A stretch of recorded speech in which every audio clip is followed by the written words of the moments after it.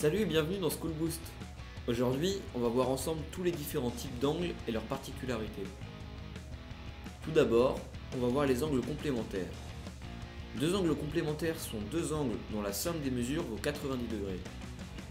Regarde, ici tu peux voir que les angles ABC et DEF sont complémentaires car leur somme est égale à 90 degrés. Deux angles sont supplémentaires si la somme de leurs mesures vaut 180 degrés. Ici, les angles GHI et JKL sont supplémentaires car leur somme est bien égale à 180 degrés. Sais-tu ce que sont des angles adjacents? C'est simple. Deux angles sont adjacents s'ils possèdent les mêmes sommets, un côté commun, et s'ils sont situés de part et d'autre de ce côté commun. Par exemple, ABC et CBD sont adjacents.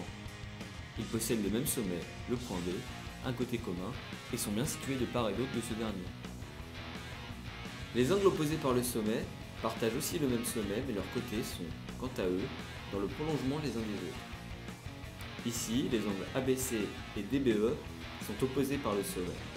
Ils possèdent le même sommet, le point B, et leurs côtés sont dans le prolongement les uns des autres. Passons maintenant aux angles correspondants. Ce sont les deux angles formés par une droite sécante qui vient couper deux autres droites.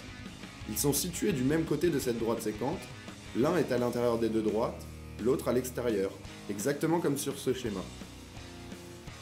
Sais-tu qu'il existe une propriété avec les angles correspondants? Lorsque les deux droites sont parallèles, comme ici, les angles correspondants sont égaux. Ici, D et D' sont parallèles, les angles ABC et BDE sont donc égaux. Réciproquement, si deux angles correspondants sont de même mesure, les deux droites coupées par la droite sécante sont donc parallèles. Pour finir, les angles alternes internes sont les deux angles formés par une droite sécante qui vient couper deux autres droites. Ils sont situés à l'intérieur de ces deux droites et alternent d'un côté et de l'autre de la droite sécante.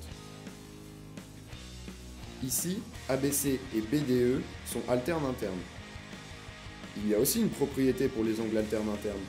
Lorsque les deux droites sont parallèles, comme ici, les deux angles alternes internes sont égaux. Dans notre exemple, D et D' sont parallèles. Que peux-tu donc en déduire? Et oui, cela signifie qu'ABC et BDE sont égaux. Et encore une fois, dans le cas inverse, si tu sais que les deux angles alternes internes sont égaux, tu peux savoir que les deux droites sont parallèles. À toi de jouer maintenant. Des exercices t'attendent. Et si quelque chose t'a échappé, n'hésite pas à revoir la vidéo. À bientôt!